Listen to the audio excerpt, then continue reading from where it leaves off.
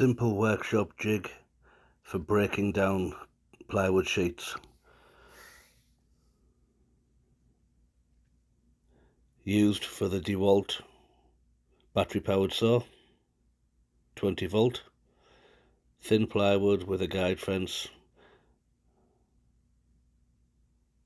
Simply mark out your board, lay the jig on your pencil marks, fix into place. I'm painting this one so it doesn't matter, but normally clamp.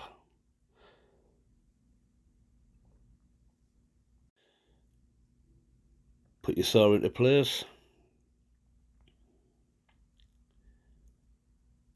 cut along the line, and that's it, done.